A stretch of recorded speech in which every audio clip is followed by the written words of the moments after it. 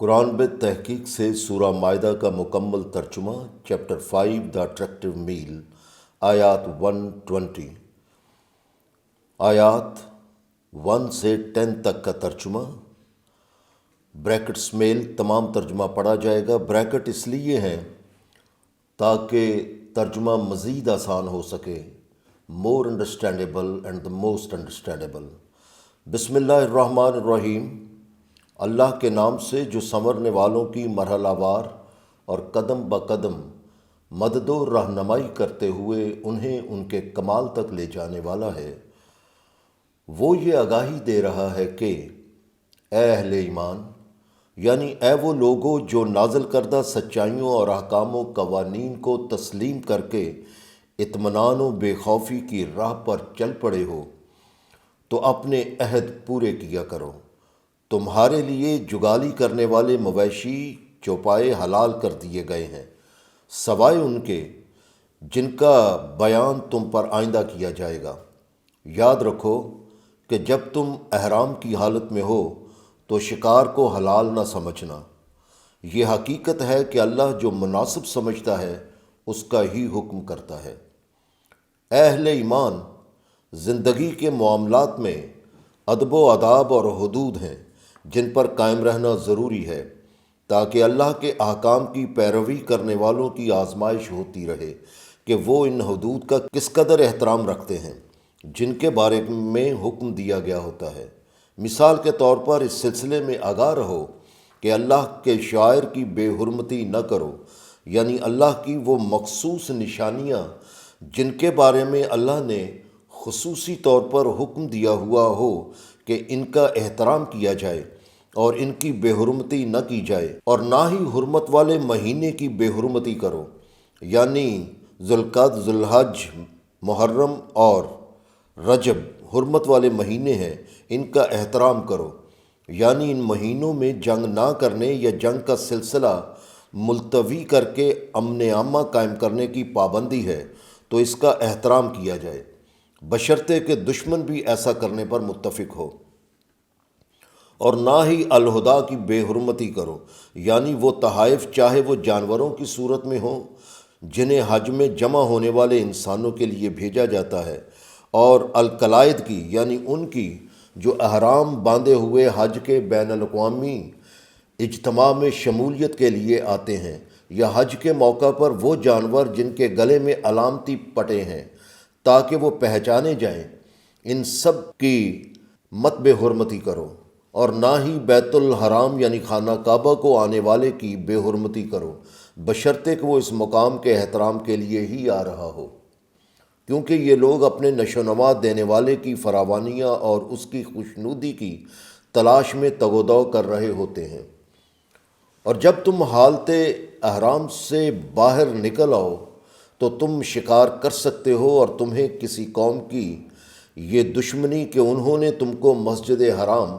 یعنی خانہ کعبہ سے روکا تھا، اس بات پر ہرگز نہ ابھارے کہ تم ان کے ساتھ زیادتی کرو، اور تم دلوں میں کشادگی اور نگاہوں میں وسعت پیدا کرنے کے لیے اور تباہ کن نتائج سے بچنے کے لیے اللہ کے احکام و قوانین کے ساتھ ہم آہنگ رہنے کے لیے ایک دوسرے سے تعاون کیا کرو، مگر برائی کے لیے اور اللہ کی طے شدہ حدوں کو توڑنے کے لیے ایک دوسرے سے مت تعاون کرو، اور خوفناک نتائج سے بچنے کے لیے اللہ کے احکام سے چمٹے رہو، کیونکہ اس میں کوئی شک و شبے والی بات ہی نہیں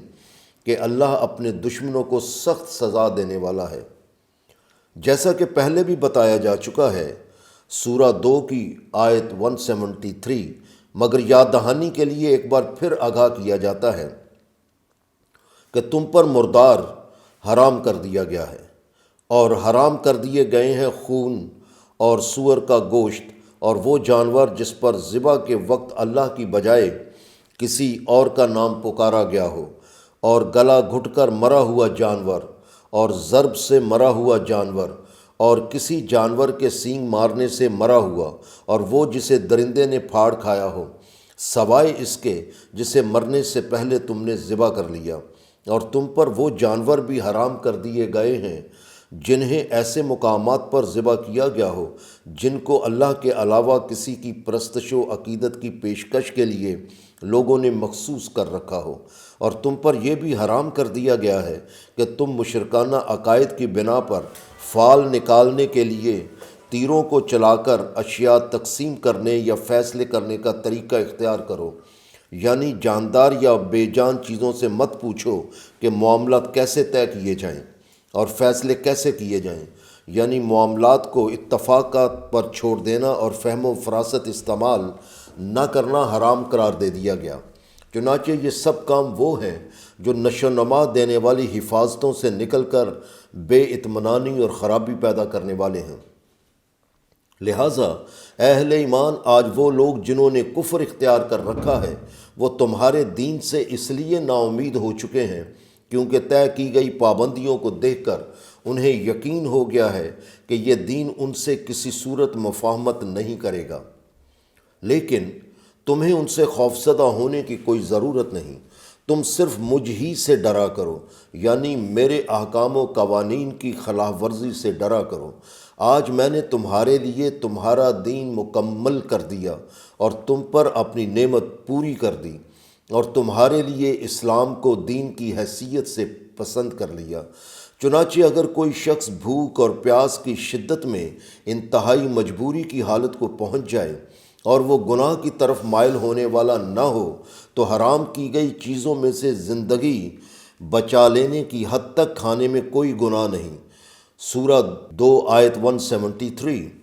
یہ حقیقت ہے کہ اللہ حفاظت میں لے لینے والا ہے اور سنورنے والوں کی قدم بقدم مدد و رہنمائی کرتے ہوئے انہیں ان کے کمال تک لے جانے والا ہے۔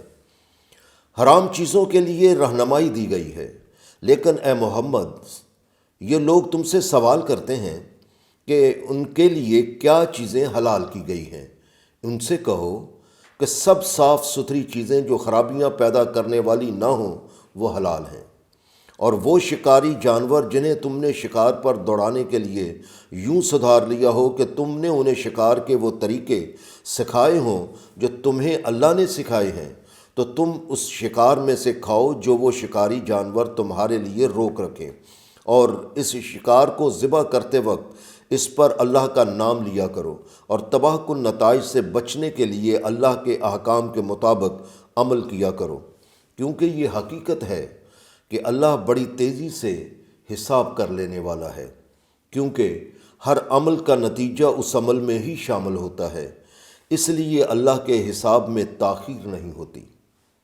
لہٰذا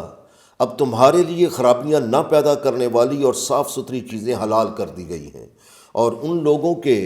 ہاں جنہیں کتاب عطا کی گئی ہے تمہارے لیے کھانا حلال کر دیا گیا ہے، بشرطے کہ اس میں کوئی ایسی چیز نہ ہو جو تمہارے ہاں حرام ہے، اور تمہارے ہاں کھانا ان کے لیے حلال کر دیا گیا ہے۔ کھانے پینے سے آگے بڑھ کر ازدواجی زندگی کے سلسلے میں اصول یہ ہیں کہ اپنی پاکیزگی کی حفاظت کرنے والی مومن عورتیں اور جن لوگوں کو تم سے پہلے کتاب دی گئی تو ان میں سے اپنی پاکیزگی کی حفاظت کرنے والی عورتیں تمہارے لیے حلال ہیں، جبکہ تم انہیں ان کے مہر ادا کر دو، اور یہ کہ تم انہیں قید نکاح میں لانے والے بنو، نہ کہ محض ہوس رانی کی خاطر اعلانیہ بدکاری کرنے والے، اور نہ خفیہ آشنائی کرنے والے بنو۔ اور جو شخص بتلائے گئے احکامات کو تسلیم کرنے سے انکار کر دے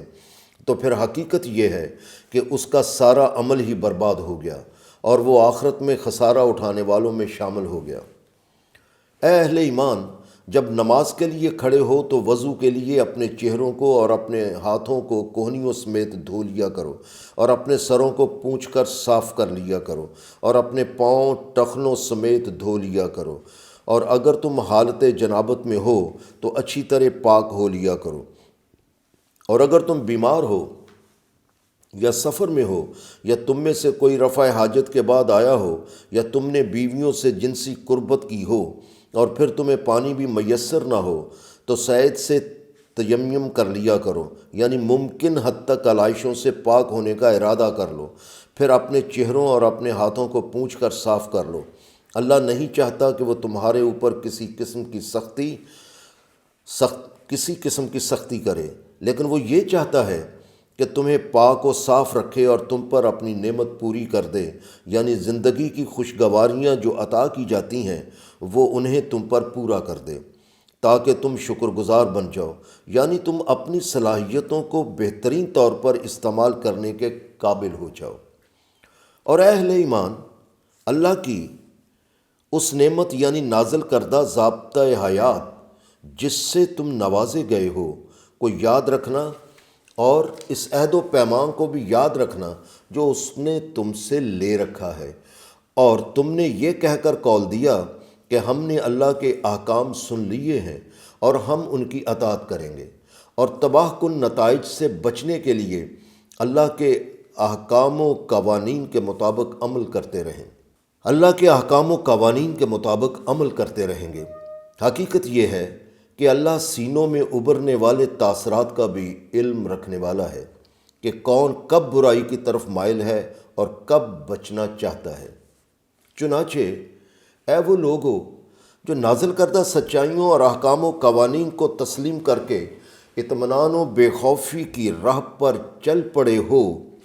تو اس نظام کے قیام کے لیے ضروری ہے کہ تم اللہ کی خاطر عدل و انصاف کے گواہ اور محافظ بن کے رہو، اس حد تک عدل و انصاف کے محافظ و نگران کہ کسی قوم کی سخت دشمنی بھی تمہیں اس بات پر آمادہ نہ کر دے کہ تم اس سے عدل نہ کر سکو۔ عدل کیا کرو کیونکہ وہ تقوی کے قریب تر ہے، اور تباہ کن نتائج سے بچنے کے لیے اللہ کے احکام و قوانین سے چمٹے رہو۔ حقیقت یہ ہے کہ تم جو بھی کام کرتے ہو تو اللہ کو اس کی خبر ہوتی ہے۔ یہ اللہ کا ان لوگوں سے وعدہ ہے جنہوں نے نازل کردہ سچائیوں اور احکام و قوانین کو تسلیم کر کے اطمینان و بے خوفی کی راہ اختیار کر لی اور سنورنے سنوارنے کے کام کرتے رہے کہ انہیں اللہ کی حفاظت میسر رہے گی، اور انہیں وہ ایسا صلہ عطا کرے گا جو عظمت یافتہ ہوگا۔ لیکن ان کے برعکس جن لوگوں نے کفر کیا اور ہمارے احکام و قوانین کو جھٹلایا، تو یہ وہ لوگ ہیں جو دوزخ والے ہیں، یعنی یہ وہ لوگ ہیں جن کے مرنے کے بعد والی حسین ابدی زندگی کے لیے ہوتی ہوئی نشو نما جل کر راکھ ہو جائے گی، اور آخرت میں بھی دوزخ میں جانا پڑے گا۔ آیت 11 سے آیت 20 تک کا ترجمہ شروع کیا جا رہا ہے۔ اللہ کے نازل کردہ ضابطۂ ہدایت پر عمل کرنے میں خطرات سے کس طرح حفاظت مل جاتی ہے، اس کا مشاہدہ تم خود کر چکے ہو، کیونکہ اے اہل ایمان، تم اللہ کی اس نعمت کو یاد کرو جو تم پر ایسے وقت میں ہوئی جب مخالفین کی قوم نے یہ ارادہ کر لیا تھا کہ اپنے ہاتھ قتل و غارت کے لیے تمہاری طرف دراز کریں، مگر اللہ نے ان کے ہاتھ تم سے روک دیے۔ لہٰذا تم تباہ کن نتائج سے بچنے کے لیے اللہ کے احکام و قوانین اختیار کیے رہو، اور اہل ایمان کو اللہ ہی پر بھروسہ رکھنا چاہیے۔ اور تم تحقیق کر کے دیکھ لو تو اسی نتیجے پر پہنچو گے کہ جس طرح اللہ نے تم سے نازل کردہ نظام حیات کو قائم کرنے کا عہد لیا ہے، اسی طرح تم سے پہلے اللہ نے بنی اسرائیل یعنی یہودیوں سے پختہ عہد لیا تھا کہ وہ اپنے نازل کردہ نظام حیات کو قائم کریں گے۔ اس وقت ان کے 12 قبیلے تھے جن سے ہم نے ان کے 12 سردار مقرر کر دیے جو ان کے حالات کی خبرگیری کرتے تھے، اور اللہ نے بنی اسرائیل سے کہہ دیا تھا کہ میں تمہارے ساتھ ہوں اگر تم نے نظام صلاۃ قائم کیا اور زکوٰۃ دینے کا نظام قائم کیا اور میرے رسولوں پر ایمان لاتے رہے اور ان کی جد و جہد میں ان کے رفیق و مددگار بنتے رہے اور اللہ کو قرض حسنہ دیتے رہے، یعنی زندگی میں حسن و توازن قائم رکھنے کے لیے اپنا مال حقیقی ضرورت مندوں کے لیے کھلا رکھتے رہے تاکہ نازل کردہ نظام زندگی مستحکم رہے، تو میں تمہارے گناہوں کو ضرور مٹا دوں گا اور تمہیں یقیناً ایسی جنتوں میں داخل کر دوں گا جن کے نیچے ندیاں رواں ہوں گی۔ اور پھر اس کے بعد تم میں سے جس نے کفر کیا، یعنی جس نے بھی ان احکامات کو تسلیم کرنے سے انکار کر کے سرکشی اختیار کر لی، تو یقیناً وہ سواء سبیل سے بھٹک گیا۔ سواء سبیل یعنی اس نے وہ مرکزی روشن راہ کا پیمانہ ہی گم کر دیا جس کے مطابق انسان اپنی صلاحیتوں اور خواہشات کے تقاضوں کو ٹیڑھے اور غلط راستوں سے بچاتے ہوئے توازن میں لا کر درست اور سیدھی راہ پر قائم رہ سکتا ہے۔ چنانچہ جب تک بنی اسرائیل اللہ سے اپنا عہد نبھاتے رہے انہیں دنیا میں قابل عزت مقام ملا اور وہ کامران و سرفراز ہو کر رہے، لیکن جب انہوں نے اس عہد کو توڑ دیا تو ہم نے ان پر لعنت کر دی، یعنی وہ ہماری محبت سے محروم ہو کر ان خوشگواریوں اور سرفرازیوں سے بھی محروم کر دیے گئے، اور ہم نے ان کے قلوب کو سخت کر دیا، یعنی ان کی سچائیوں کو پرکھنے اور تسلیم کرنے والی آئینے کی طرح صلاحیتیں پتھر کی طرح ہو کر رہ گئیں، کیونکہ نازل کردہ احکام و قوانین ان کے مفادات کی راہ میں رکاوٹ تھے۔ چنانچہ اب ان کا حال یہ ہے کہ الفاظ کا الٹ پھیر کر کے بات کو کہیں سے کہیں لے جاتے ہیں، اور جو تعلیم انہیں دی گئی تھی اس کا بڑا حصہ بھول چکے ہیں اور اس پر عمل کرنا ہی چھوڑ دیا ہوا ہے، اور تمہیں ان کی خیانتوں کا پتہ بھی چلتا رہتا ہے۔ البتہ ان میں چند ایسے ہیں جو ایمان لا چکے ہیں یا ایمان کی طرف مائل رہتے ہیں۔ بہرحال جن لوگوں کی حالت یہاں تک پہنچ چکی ہو ان سے الجھنا بیکار ہے، اس لیے انہیں معاف کرتے ہوئے درگزر کرتے جاؤ اور اپنی جد و جہد کو آگے بڑھاتے جاؤ، کیونکہ یقیناً اللہ ان لوگوں سے محبت کرتا ہے جو زندگی میں حسن و توازن قائم رکھنے کے لیے جد و جہد کرتے رہتے ہیں اور حقیقی ضرورت مندوں کو عدل سے بڑھ کر ضرورت کے مطابق دینے والے ہوتے ہیں۔ اور یہ تو یہودیوں کا حال ہے۔ باقی رہے وہ جو اپنے آپ کو عیسائی کہتے ہیں، تو ہم نے ان لوگوں سے بھی اسی طرح کا عہد لیا تھا کہ وہ اپنے نازل کردہ نظام حیات کو قائم کریں گے، لیکن وہ بھی اس تعلیم کو فراموش کر بیٹھے جو انہیں دی گئی تھی، لہٰذا ان کی عہد شکنی کی سزا کے طور پر ہم نے ان کے درمیان دشمنی اور کینہ روز قیامت تک ڈال دیا، اور وہ وقت دور نہیں کہ اللہ انہیں آگاہ کر دے گا کہ وہ کیا کیا صنعتیں بناتے رہے ہیں۔ اے اہل ایمان،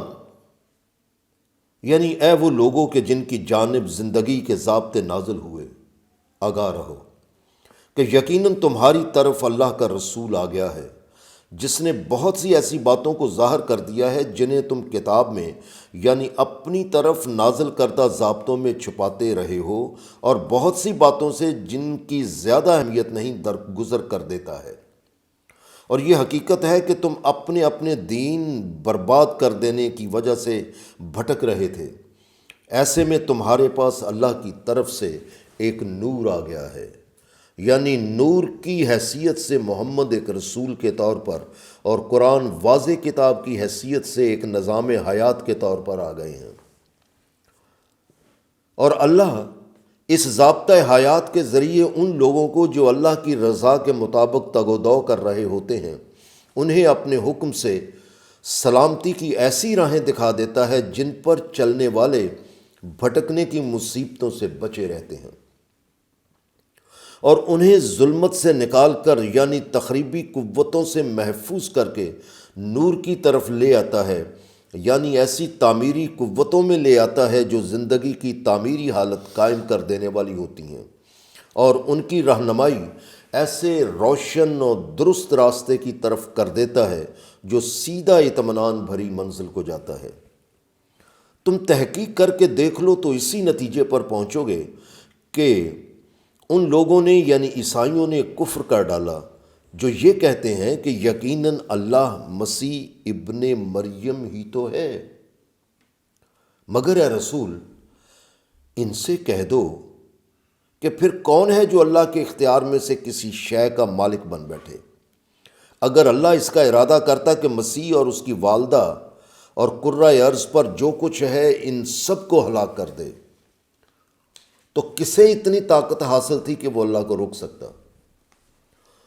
اور آسمانوں اور زمین اور جو ان دونوں کے درمیان ہے یعنی جو کچھ ساری کائنات میں ہے سب اللہ ہی کی ملکیت ہے اور سب پر حکمرانی اللہ ہی کی ہے۔ وہ جو مناسب سمجھتا ہے اسے تخلیق کر دیتا ہے، اور اللہ نے ہر چیز پر تناسب و توازن کے پیمانے مقرر کر رکھے ہیں۔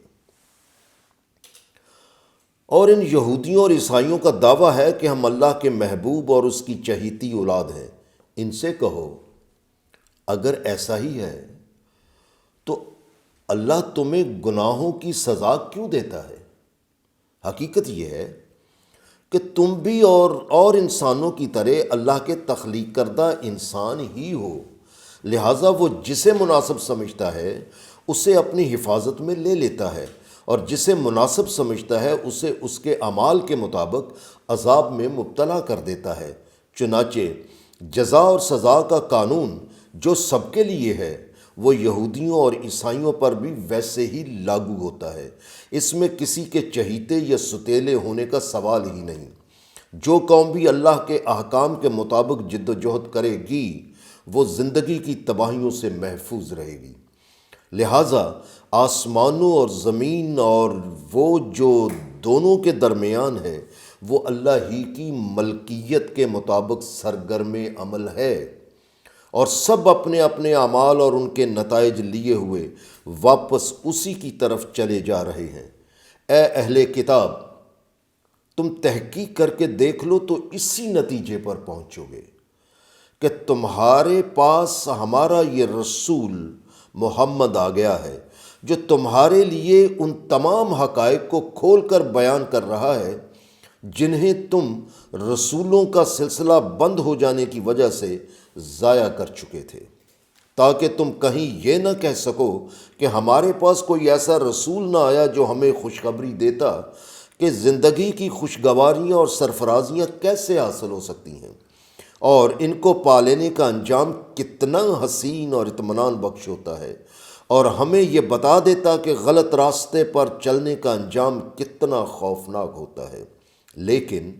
اب تم ایسا نہیں کہہ سکو گے، کیونکہ اب تمہارے پاس یقیناً بشیر و نذیر یعنی محمد آ گیا ہے، اور اللہ نے ہر چیز پر اس کی مناسبت و توازن کے پیمانے مقرر کر رکھے ہیں، لہٰذا ان کے مطابق زندگی بسر کرتے رہو۔ اور اب ان یہودیوں کا حال سنیے جو یہ کہتے ہیں کہ ہم اللہ کے محبوب اور اس کی چہیتی اولاد ہیں۔ جس وقت ان کے رسول موسیٰ نے اپنی قوم سے کہا کہ اے میری قوم، تم اپنے اوپر اللہ کی اس نعمت کو یاد کرو جب اس نے تم میں انبیاء پیدا کیے اور تمہیں حکمرانی عطا کی، اور تمہیں وہ کچھ عطا کیا جو اس وقت تمام اقوام عالم میں کسی کو نہیں دیا گیا تھا۔ آیت 21 سے آیت 30 تک کا ترجمہ تسلسل سے پیش کیا جا رہا ہے۔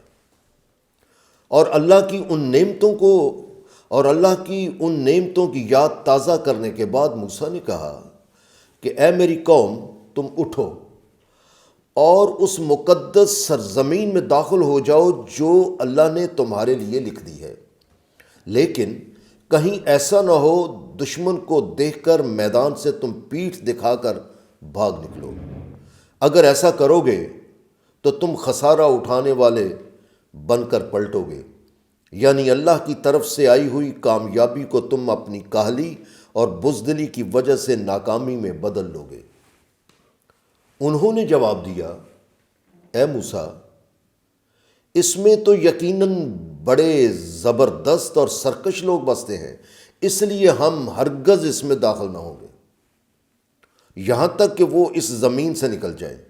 البتہ اگر وہ وہاں سے نکل جائیں تو ہم ضرور داخل ہو جائیں گے۔ یہ جواب موسیٰ کی ساری قوم کی طرف سے تھا، سوائے چند آدمیوں کے جو ان جیسے نہیں تھے، کیونکہ وہ اللہ کے حکم کے خلاف چلنے سے ڈرتے تھے۔ چنانچہ اللہ سے ڈرنے والوں میں سے 2 آدمیوں نے، جنہیں اللہ نے اپنی اس نعمت سے نوازا تھا جس کے مطابق انسان اپنی فہم و فراست سے حالات کو درست طور پر جانچ کر نتائج کی آگاہی دے دیتا ہے، انہوں نے کہا، تم ان پر یعنی جابر و سرکش لوگوں پر ایک دفعہ ہلا بول کر شہر کے دروازے کے اندر گھس جاؤ، اور جب تم یوں داخل ہو گئے تو یقین کر لو کہ تم ہی غالب رہو گے، اور اگر تم نازل کردہ سچائیوں اور احکام و قوانین کو تسلیم کرنے والے ہو تو اللہ پر بھروسہ رکھو، یقیناً تم کامیاب ہو جاؤ گے۔ لیکن ان پر ان باتوں کا کوئی اثر نہ ہوا، اور انہوں نے پھر یہی کہا کہ اے موسیٰ، جب تک وہ لوگ اس میں ہیں یقیناً ہم کبھی بھی وہاں داخل نہ ہوں گے، لہٰذا اب تم اور تمہارا رب وہاں جاؤ، اور پھر تم دونوں ان سے لڑو، اور یقین کرو کہ ہم یہاں بیٹھے رہیں گے اور تمہیں چھوڑ کر نہیں جائیں گے۔ اس پر موسیٰ نے کہا کہ اے میرے نشو و نما دینے والے، اب میرا ان پر کوئی اختیار نہیں،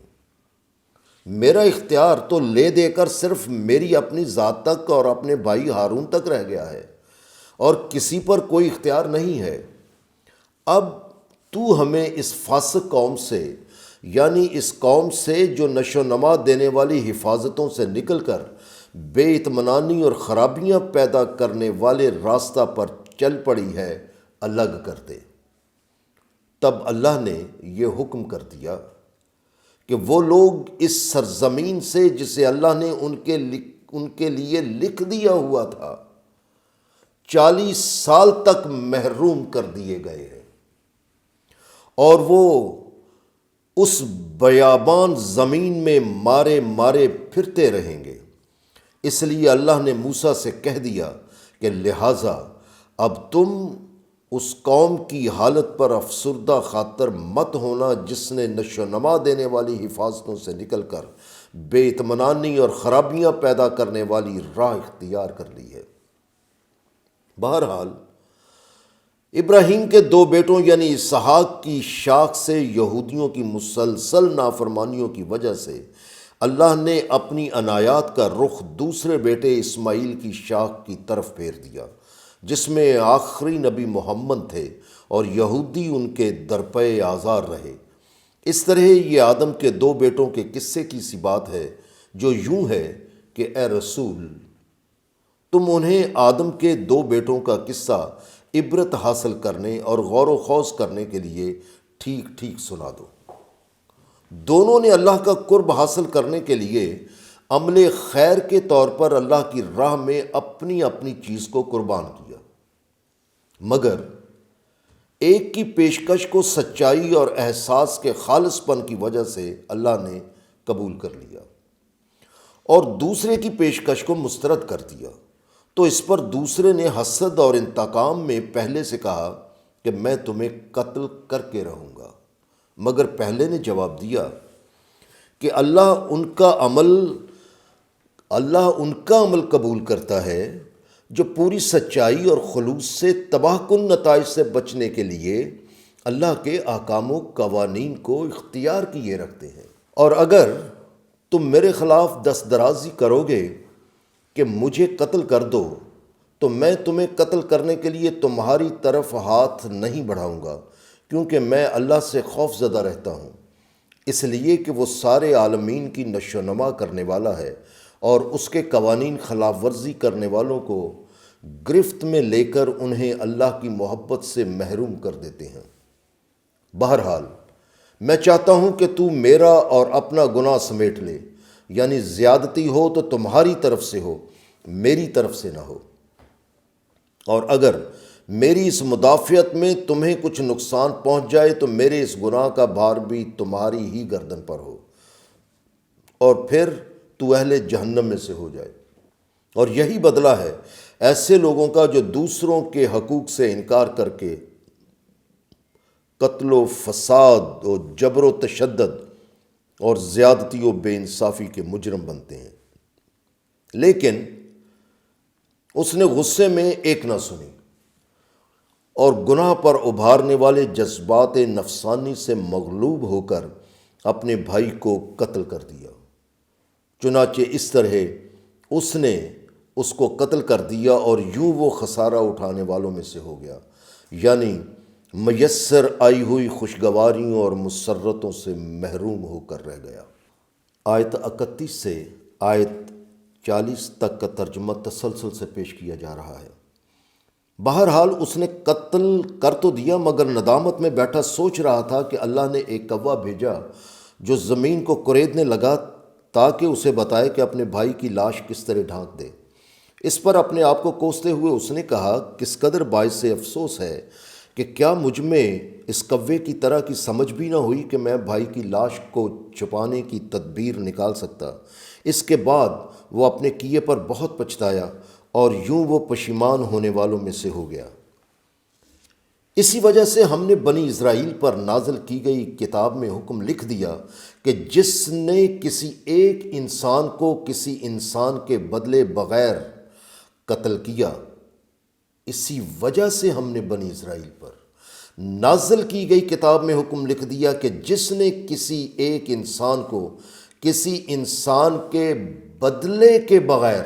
قتل کیا، یعنی سوائے اس کے کہ وہ قتل کرنا قتل ناحق کے بدلے میں سزائے موت کے طور پر ہو، یا زمین میں اس کے فساد کے بغیر قتل کیا، یعنی جو بے گناہ ہے اور وہ فسادی بھی نہیں پھر بھی اسے قتل کیا گیا، تو گویا اس نے ساری نوع انسان کو قتل کر دیا۔ اور اسی طرح جس نے کسی ایک انسان کو زندہ بچا لیا تو گویا اس نے ساری نوع انسان کو زندہ بچا لیا۔ اور اس میں کوئی شک و شبے والی بات ہی نہیں کہ ان کے پاس ہمارے رسول واضح احکام و دلائل لے کر آتے رہے، لیکن اس کے باوجود ان میں اکثر لوگ پھر بھی زمین میں اللہ کی طے کردہ حدوں کو توڑنے اور زیادتی کرنے والے ہی رہے۔ یاد رکھو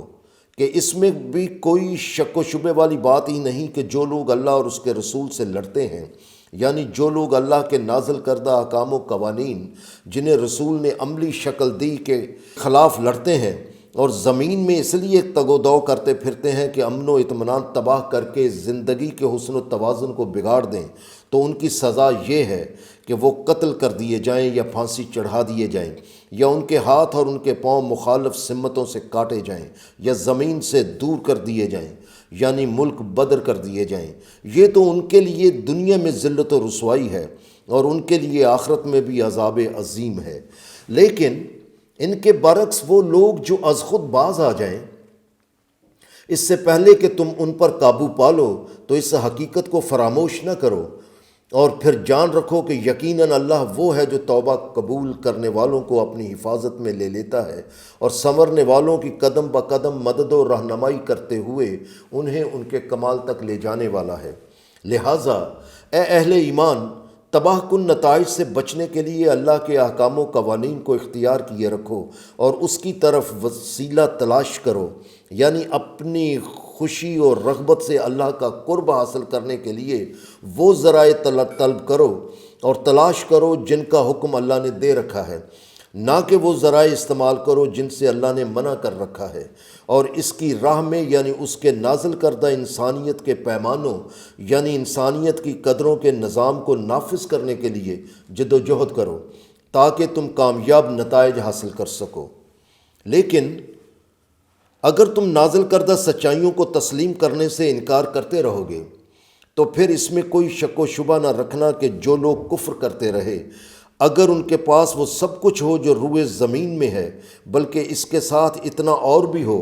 اور وہ قیامت کے دن عذاب سے بچنے کے لیے اسے فدیہ بھی دے دیں، تو ان سے قبول نہیں کیا جائے گا اور ان کے لیے عذاب علیم ہے۔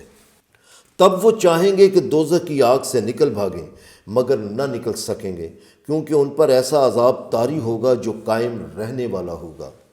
اور قوم میں فساد اور کفر ایک اور بڑے فتنے کو پیدا کرتے ہیں۔ جو چوری ہے اس سے انسانوں کا امن و سکون جاتا رہتا ہے، لہٰذا چوری کرنے والے مرد اور چوری کرنے والی عورت کا ہاتھ قطع کرو اس عمل کی پاداش میں جو انہوں نے کمایا ہے، یا اس کے نتیجے میں اللہ کی جانب سے انہیں سختی سے مکمل طور پر روک دینے کے لیے سزا ہے۔ اور یاد رکھو کہ اللہ لامحدود غلبے کا مالک ہے اور حقائق کی باریکیوں کے مطابق درست اور نادرست کی اٹل حدیں مقرر کر کے فیصلے کرنے والا ہے تاکہ انسانی زندگی میں اطمینان قائم رہے۔ لیکن اگر کوئی شخص اپنے ظلم کے بعد یعنی ارتکاب جرم کے بعد باز آ جائے اور اپنے آپ کو سنوار لے تو یہ حقیقت ہے کہ اللہ کی نظر عنایت پھر اس پر مائل ہو جائے گی، کیونکہ یہ بھی حقیقت ہے کہ اللہ توبہ کرنے والوں کو اپنی حفاظت میں لے لینے والا ہے اور سنورنے والوں کی قدم بقدم مدد و رہنمائی کرتے ہوئے انہیں ان کے کمال تک لے جانے والا ہے۔ مجرموں کے لیے سزاؤں کا تعین کر کے اللہ اپنی اطاعت و اختیار کی دھاک نہیں بٹھانا چاہتا۔ اس کا اصل مقصد تو انسانوں کو سنوارنا ہے تاکہ وہ حسین تر اور اطمینان بخش حالت میں داخل ہو جائیں۔ ورنہ کیا تم جانتے نہیں ہو کہ آسمانوں اور زمین کی حکمرانی اللہ ہی کے لیے ہے؟ وہ جسے مناسب سمجھتا ہے عذاب دیتا ہے اور جس کے لیے مناسب سمجھتا ہے اسے اپنی حفاظت فراہم کر دیتا ہے، کیونکہ اللہ نے ہر چیز پر مناسبت و توازن کے پیمانے مقرر کر رکھے ہیں۔ آیت 41 سے آیت 50 تک کا ترجمہ تسلسل سے پیش کیا جا رہا ہے۔ ان احکام کو جاننے کے بعد اب واپس منافقین اور یہودیوں کی تخریبی ذہنیت پر غور کرو کہ اے رسول، تم ان لوگوں کے لیے غمگین نہ ہوا کرو جو نازل کردہ سچائیوں اور احکام و قوانین کا انکار کرنے میں جلدی کرتے ہیں، چاہے ان میں وہ لوگ ہوں جو زبانی تو یہ کہتے ہیں کہ ہم ایمان لے آئے، حالانکہ ان کے دل ایمان نہیں لائے ہوتے، اور ان میں جو یہودی ہیں وہ جھوٹی باتیں بنانے کے لیے تمہیں اچھی طرح سنتے ہیں، لیکن حقیقت یہ ہے کہ وہ جاسوسی کرنے کے لیے دوسرے لوگوں کی خاطر سن رہے ہوتے ہیں، تاکہ جو لوگ تمہارے پاس نہیں آئے ان کے پاس جا کر تمہاری باتوں کو ان کے موقع محل سے بدلنے کے بعد پیش کریں، اور انہیں جا کر کہتے ہیں کہ اگر تمہیں ایسا حکم جو تمہاری پسند کا ہو دیا جائے تو اسے اختیار کر لو، اور اگر تمہیں ایسا حکم جو تمہاری پسند کا ہو نہ دیا جائے تو اس سے احتراز کرو، لیکن یاد رکھو کہ اللہ جسے سخت آزمائش میں ڈالنے کا ارادہ کر لیتا ہے تو تم اس کے لیے اللہ کا ارادہ روکنے کا ہرگز کوئی اختیار نہیں رکھتے۔ یہ ہیں وہ لوگ جن کے قلوب کو اللہ نے پاک و صاف کرنے کا ارادہ نہیں کیا، کیونکہ سورہ 4 آیت 115 کے مطابق اللہ برائی کرنے والوں کا رخ اسی طرف پھیرے رکھتا ہے جس طرف وہ ارادتاً عمل کر رہے ہوتے ہیں۔ ان کے لیے یعنی اللہ کے احکام سے سرکشی کرنے والوں کے لیے دنیا میں بھی ذلت و رسوائی ہے، اور ان کے لیے آخرت میں بھی عذاب عظیم ہے۔ یہ باتوں کا رد و بدل کرنے والے صرف اسی کے مجرم نہیں، بلکہ یہ لوگ جھوٹ کو سن کر اس میں سچ کی ملاوٹ کر کے غلط بیانی کرنے والے ہیں اور بڑے حرام کھانے والے ہیں۔ چنانچہ اگر وہ تمہارے پاس اپنے مقدمات لے کر آئیں تو تمہیں اختیار ہے کہ تم ان کے درمیان فیصلہ کر دو یا ان سے منہ پھیر لو، اور اگر تم ان سے منہ پھیر لو تو وہ ہرگز تمہارا کچھ نہ بگاڑ سکیں گے، اور اگر تم فیصلہ کرو تو ان کے درمیان انصاف سے فیصلہ کرو، کیونکہ اس میں کوئی شک و شبہ نہ رکھنا کہ اللہ ان سے محبت کرتا ہے جو انصاف کرنے والے ہوتے ہیں۔ اور جب ان کے پاس تورات موجود ہے جس کے متعلق ان کا دعویٰ ہے کہ اس میں اللہ کے احکام درج ہیں، تو پھر اسے چھوڑ کر اپنے مقدمات کے فیصلے کے لیے کیوں کر تمہیں حاکم مانتے ہیں، اور جب فیصلہ کر دیا جاتا ہے تو پھر یہ اس کے بعد رو گردانی کرتے ہیں۔ اور بات بالکل صاف ہے کہ یہ لوگ نازل کردہ سچائیوں اور احکام و قوانین کو تسلیم کرنے والے ہی نہیں، حالانکہ حقیقت یہ ہے کہ ہم نے تورات نازل کی جس میں ہدایت اور نور تھا، یعنی تورات زندگی کی ایسی روشن راہ کے لیے رہنمائی دیتی تھی جو انسان کو اطمینان بھری منزل تک لے جانے والی تھی، اور اس کے ذریعے ہمارے انبیاء یہودیوں کو حکم دیتے رہے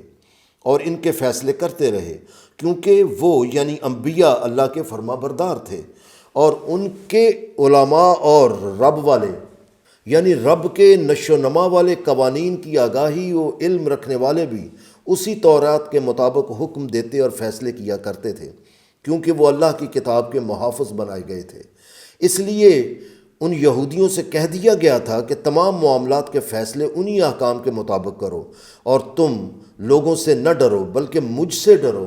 اور میرے احکام و قوانین کو ذرا ذرا سے معاوضے لے کر بیچنا چھوڑ دو، یعنی قیمت لے کر مفادات کے مطابق فیصلے کے لیے تورات کی آیات کو ذریعہ نہ بناؤ،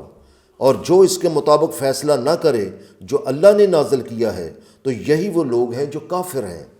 اور ہم نے اس میں ان پر فرض کر دیا تھا، یعنی تورات میں یہودیوں پر فرض کر دیا تھا کہ جان کے بدلے جان، یعنی مقتول کے بدل میں اسی قاتل کو سزائے موت، آنکھ کا بدلہ آنکھ، ناک کے بدلے ناک، اور کان کے عوض کان، اور دانت کے بدلے دانت، اور زخموں کے لیے برابر کا بدلہ۔ لیکن اگر دعویٰ کرنے والا مجرم کو خود معاف کر دے تو یہ چیز مجرم کی سزا کا کفارہ ہو جائے گی، یعنی پھر اس مجرم کو سزا نہیں دی جائے گی۔ اور جو شخص اللہ کے نازل کردہ حکم کے مطابق فیصلہ نہ کرے تو پھر یہی وہ لوگ ہیں جو ظالم ہیں۔ اور ہم نے ان انبیاء سابقہ کے نقوش قدم پر عیسیٰ ابن مریم کو بھیجا۔ اس کے آنے کا مقصد یہ تھا کہ جو کچھ تورات میں تھا اسے سچ ثابت کر دکھائے۔ چنانچہ ہم نے اسے انجیل عطا کی، کیونکہ تورات اپنی اصل حالت کھو چکی تھی، اور تورات کی طرح انجیل بھی نازل کردہ کتاب تھی جس میں ہدایت اور نور تھا۔ یعنی انجیل ایسی روشن راہ کے لیے رہنمائی فراہم کرتی تھی جو اطمینان بھری منزل تک لے جانے والی تھی، اور یہ انجیل بھی اپنے سے پہلے تورات کی تعلیم کو سچا ثابت کر دکھانے والی تھی، اور جو تباہ کن نتائج سے بچنے کے لیے اللہ کے احکام و قوانین اختیار کیے رکھتے تھے، یہ ان لوگوں کے لیے ہدایت اور سبق آموز تعلیم فراہم کرنے والی تھی۔ اور ہم نے کہہ دیا تھا اہل انجیل سے کہ وہ اپنے معاملات کا فیصلہ اس کے مطابق کرتے رہیں جو اللہ نے اس میں نازل کر رکھا ہے، اور جو لوگ اس کے مطابق فیصلہ نہیں کرتے جو اللہ نے نازل کر رکھا ہے تو یہی وہ لوگ ہیں جو فاسق ہیں، یعنی یہی وہ لوگ ہیں جو نشو و نما دینے والی حفاظتوں سے نکل کر بے اطمینانی اور خرابی پیدا کرنے والا راستہ اختیار کر لیتے ہیں۔ اور اے محمد، اب ہم نے تمہاری طرف ایسی کتاب نازل کی ہے جو سچائیوں سے لبریز ہے، اور جو اپنے سے پہلے نازل کردہ کتاب کی تعلیم کو سچا ثابت کر دکھانے والی ہے، اور اس پر نگہبان ہے، کیونکہ وہ ساری سچائیوں اور احکام و قوانین بھی اس میں شامل ہیں۔ لہٰذا جو احکام و قوانین اللہ نے تم پر نازل کیے ہیں ان کے درمیان ان کے مطابق فیصلہ کریں،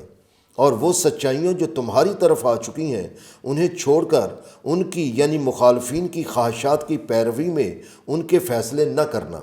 اور ہم نے تم میں سے ہر ایک کے لیے شریعت یعنی نازل کردہ احکام و قوانین کے مطابق عمل کرنے کے طریقے و سلیقے اور کشادہ راہ عمل بنا دی ہے،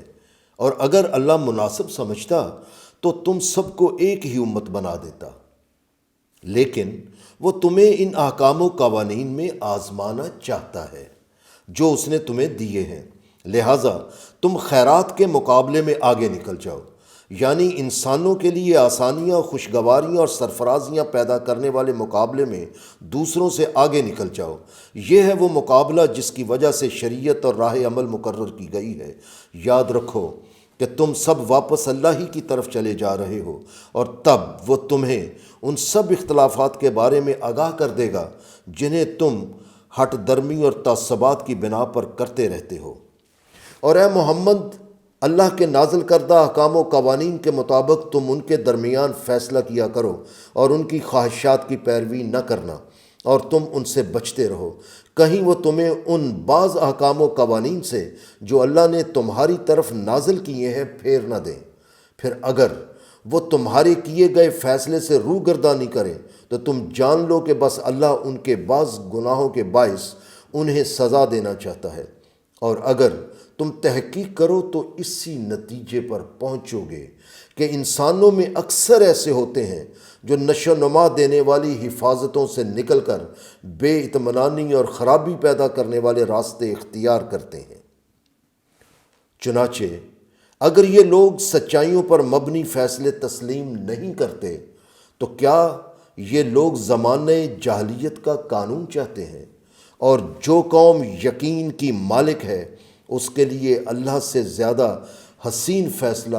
کون کر سکتا ہے؟ آیت 51 سے آیت 60 تک کا ترجمہ تسلسل سے پیش کیا جا رہا ہے۔ بہرحال یہودیوں اور عیسائیوں کی سرکشیوں اور سازشوں کی حقیقت بیان کر دی گئی ہے، اس لیے اے اہل ایمان، یہودیوں اور عیسائیوں کو اپنا ولی یعنی اپنا سرپرست مت بناؤ، کیونکہ ان کے مقصد زندگی میں اور تمہارے مقصد زندگی میں بنیادی فرق ہے۔ یہ آپس میں ہی ایک دوسرے کے سرپرست ہیں، اور اگر تم میں سے کوئی ان کو اپنا سرپرست بناتا ہے تو یقیناً اس کا شمار پھر انہی میں سے ہوگا۔ یہ حقیقت ہے کہ اللہ ایسی ظالم قوم کو، یعنی ایسی قوم کو جو دوسروں کے حقوق سے انکار کر کے ان پر جبر و تشدد و قتل و غارت گری اور زیادتی و بے انصافی کرنے والی ہو، اسے ایسی رہنمائی فراہم نہیں کرتا جو اطمینان بھری منزل تک لے جانے والی ہوتی ہے۔ لہٰذا جن لوگوں کے دلوں میں منافقت کا مرض ہے تو ان کو تم دیکھو گے کہ وہ ان یہودیوں اور عیسائیوں کی سرپرستی حاصل کرنے کے لیے کس طرح ان میں دوڑتے جاتے ہیں، اور اس کی وجہ بتاتے ہوئے کہتے ہیں کہ ہمیں ڈر ہے کہ ہم کسی مصیبت کے چکر میں نہ پھنس جائیں، اور ان کی سرپرستی سے ہمیں اس گردش سے نجات مل سکتی ہے۔ لیکن وہ وقت دور نہیں کہ اللہ تمہیں ایک فیصلہ کن فتح دے دے یا اپنے پاس سے کوئی اور حکم لاگو کر دے، تو یہ لوگ جس منافقت کو اپنی ذات میں چھپائے ہوئے ہیں اس کی وجہ سے شرمندہ ہو کر رہ جائیں گے۔ اور پھر اس وقت اہل ایمان یہ کہیں گے، کیا یہی وہ لوگ ہیں جو اللہ کی سخت قسمیں کھا کھا کر کہا کرتے تھے کہ ہم تمہارے ساتھ ہیں؟ مگر ان منافقین کی تمام کوششیں غارت ہو جائیں گی اور وہ خسارہ اٹھانے والوں میں ہو جائیں گے، کیونکہ یہ وہ لوگ ہیں جو قریب آئی ہوئی کامیابی کو اپنی منافقت کی وجہ سے نقصان میں بدل لیتے ہیں۔ اہل ایمان، تم میں سے جو لوگ اپنے نازل کردہ نظام زندگی سے پھر جائیں تو وہ وقت دور نہیں جب ان کی جگہ اللہ ایسی قوم لے آئے گا جن سے وہ محبت کرتا ہوگا، اور وہ اس سے محبت کرنے والے ہوں گے۔ وہ مومنوں پر نرم اور کافروں پر سخت ہوں گے، اور وہ اللہ کی راہ میں، یعنی اللہ کی نازل کردہ مستقل اقدار کے قیام و استحکام کے لیے جہاد کرنے والے ہوں گے۔ وہ کسی ملامت کرنے والے کی ملامت سے خوف زدہ ہونے والے نہیں ہوں گے۔ یہ ہیں وہ صفات جن کی وجہ سے اللہ فضیلتیں عطا کرتا ہے۔ وہ جسے مناسب سمجھتا ہے یہ فضیلتیں عطا کرتا ہے، کیونکہ اللہ لا محدود وسعت اور لا محدود علم والا ہے۔ اور اے اہل ایمان، یاد رکھو کہ اس میں کوئی شک و شبہ نہ رکھنا کہ اللہ اور اس کا رسول ہی تمہارے ولی ہیں اور تمہارے سرپرست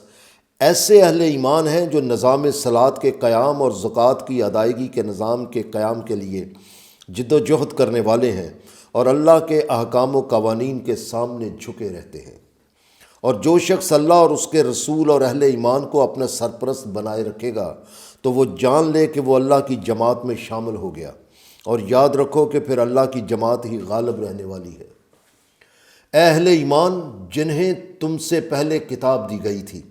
ان میں ایسے لوگوں کو اپنا رازدار مت بناؤ جنہوں نے تمہارے دین، یعنی تمہارے نازل کردہ نظام زندگی کو مذاق سمجھ رکھا ہے اور اس کی ہنسی اڑاتے ہیں، اور کافروں کو اپنا سرپرست مت بناؤ۔ اور اگر تم واقعی ایمان رکھنے والے ہو تو تباہ کن نتائج سے بچنے کے لیے اللہ کے احکام و قوانین کے مطابق زندگی گزارو۔ اور ان کی ذہنیت کا یہ حال ہے کہ لوگوں کو اللہ کی پرستش کی خاطر جب تم نماز کے لیے پکارتے ہو تو یہ اسے ہنسی اور کھیل بنا لیتے ہیں۔ اس کی وجہ یہ ہے کہ وہ عقل و بصیرت سے کام نہیں لیتے، حالانکہ اگر وہ عقل سے کام لیتے تو ان کے لیے اس حقیقت کو سمجھنا کچھ مشکل نہیں تھا کہ نماز کا اجتماع نوع انسان کی فلاح و بہبود کے لیے ہے، کیونکہ اس کا مقصد ہی نیکیاں کرنا اور برائیوں سے بچنا ہے۔ اس کا مذاق اڑانا تو خود اپنا مذاق اڑانا ہے۔ ان اہل کتاب سے کہو کہ تم ہم سے جس بات پر بگڑتے ہو وہ اس کے سوا کیا ہے کہ ہم اللہ پر ایمان لائے ہیں اور ہم اس ضابطۂ حیات کی صداقت پر یقین رکھتے ہیں جسے اللہ نے ہماری طرف نازل کیا ہے، اور ان کتابوں پر بھی ایمان رکھتے ہیں جو پہلے نازل کی جا چکی ہیں۔ اور حقیقت یہ ہے کہ تمہارے اکثر لوگ ایسے ہیں جو نشو و نما دینے والی حفاظتوں سے نکل کر بے اطمینانی اور خرابی پیدا کرنے والی راہ اختیار کر لیتے ہیں۔ بہرحال دین کا مذاق اڑانے سے دین کا کچھ نہیں بگڑتا، البتہ مذاق اڑانے والے برے سے برے انجام سے دوچار ہوتے چلے جاتے ہیں۔ اس لیے اے رسول ان سے کہو کہ کیا میں تمہیں ایسے لوگوں کے بارے میں آگاہی دوں جن کا انجام اللہ کے نزدیک اور بھی برا ہوا؟ اور یہ وہ لوگ ہیں جنہیں نافرمانیوں کی بنا پر اللہ نے اپنی محبت سے دور کر رکھا تھا، اور ان پر غضبناک ہونے کی وجہ سے اس نے ان میں سے بندر اور سور بنا دیے، اور یہ ایسے لوگ تھے جنہوں نے ان کی اطاعت اختیار کر لی، جنہوں نے اللہ کے احکام سے بغاوت کر کے اپنے احکام لاگو کر رکھے تھے۔ یہ لوگ اور بھی بدتر مقام پر ہیں اور سواء سبیل سے بھٹکے ہوئے ہیں، یعنی انہوں نے اس مرکزی روشن راہ کا پیمانہ ہی گم کر دیا ہوا ہے جس کے مطابق انسان اپنی صلاحیتوں اور خواہشات کے تقاضوں کو ٹیڑھے اور غلط راستوں سے بچاتے ہوئے توازن میں لا کر درست کر سکتا ہے۔ آیت 61 سے آیت 70 تک کا ترجمہ تسلسل سے پیش کیا جا رہا ہے، اور اس ذہنیت کی وجہ سے ان کی اب تک حالت یہ ہے کہ جب تمہارے پاس آتے ہیں تو کہتے ہیں کہ ہم نازل کردہ سچائیوں اور احکام و قوانین کو تسلیم کر کے اطمینان و بے خوفی کی راہ پر چل پڑے ہیں، حالانکہ حقیقت یہ ہے کہ وہ تمہاری مجلس میں کفر کے ساتھ ہی داخل ہوتے ہیں اور اسی کفر کے ساتھ ہی نکل جاتے ہیں، اور اللہ کو تو اس ساری حقیقت کا علم ہوتا ہے جسے یہ چھپائے پھرتے ہیں، اور تم ان میں سے اکثر کو دیکھو گے کہ وہ جرم و سرکشی اور حرام خوری میں بڑے تیز ہوتے ہیں، اور ذرا غور سے سوچو کہ دن رات وہ جو کچھ کر رہے ہوتے ہیں تو وہ یقیناً کس قدر برا ہوتا ہے۔ اور اس پر تماشا یہ ہے کہ ربانی یعنی جو اپنے آپ کو رب والے کہتے ہیں اور ان کا دعویٰ ہوتا ہے کہ وہ اللہ کے نشو و نما دینے والے قوانین کی آگاہی رکھتے ہیں، اور مشائخ بھی انہیں گناہوں اور حرام خوری کی باتوں سے کیوں منع نہیں کرتے؟ لہٰذا حقیقت یہ ہے کہ گناہوں کے خلاف آواز بلند نہ کر کے وہ جو صنعت کاری کرتے ہیں وہ بہت بری ہے، یعنی ان کے ان رویوں سے جو ماحول تیار ہوتا رہتا ہے وہ بہت برا ہوتا ہے۔ اور جب اہل ایمان کو کہا جاتا ہے کہ اللہ کے نظام زندگی کے قیام و استحکام کے لیے مال و دولت خرچ کرو، تو مخالفین اس کا مذاق اڑاتے ہوئے کہتے ہیں کہ ذرا ان کے اللہ کو دیکھو جو ان سے کہتا ہے کہ نازل کردہ نظام زندگی کے لیے خرچ کرو،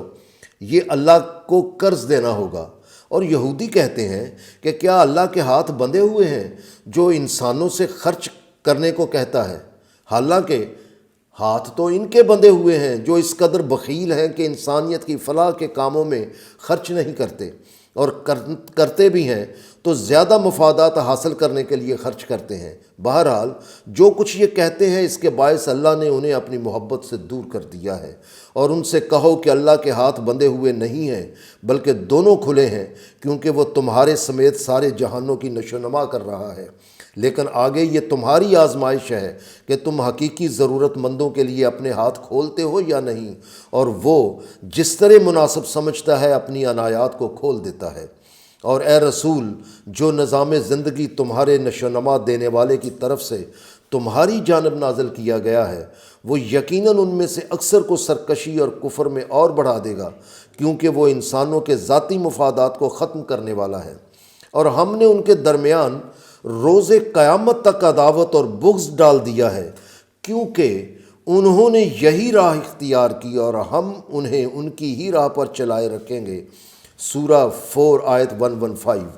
جب بھی یہ لوگ جنگ کی آگ بھڑکاتے ہیں اللہ اسے بجھا دیتا ہے، اور یہ زمین میں امن و اطمینان تباہ کر کے زندگی کے حسن و توازن کو بگاڑتے رہتے ہیں،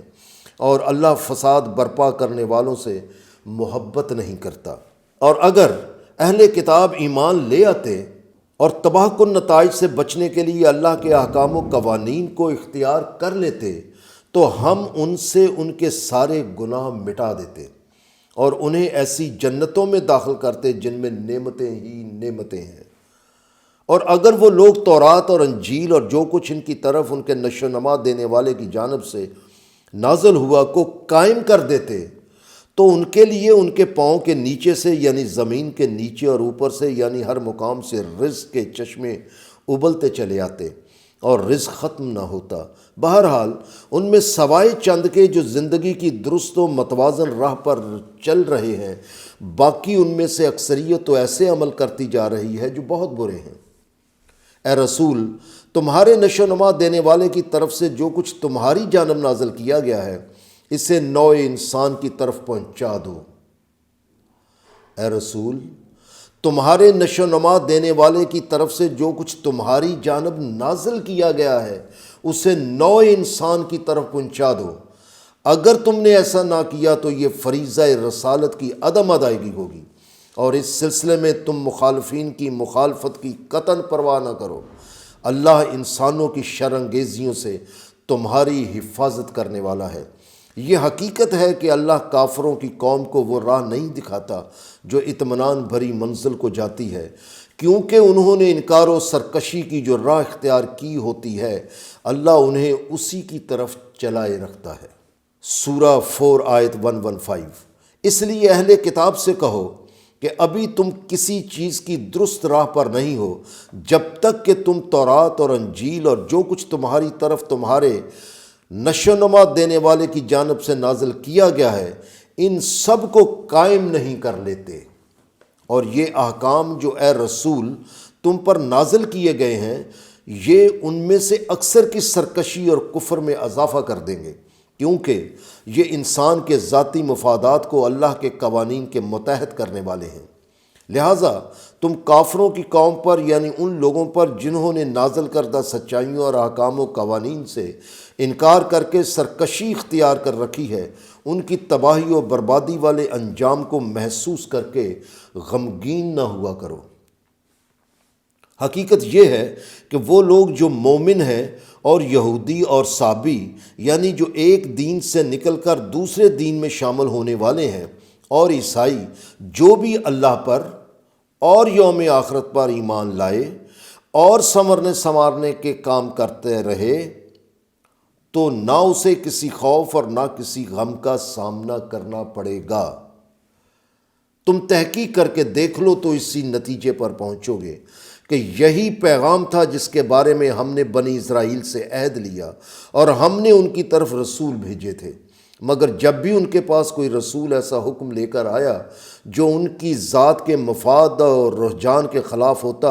اور وہ اسے نہ چاہتے، تو یہ وہیں سرکشی پر اتر آتے، اور اسی وجہ سے رسولوں کی ایک جماعت کو انہوں نے جھٹلا دیا اور ایک جماعت کو قتل کرتے رہے۔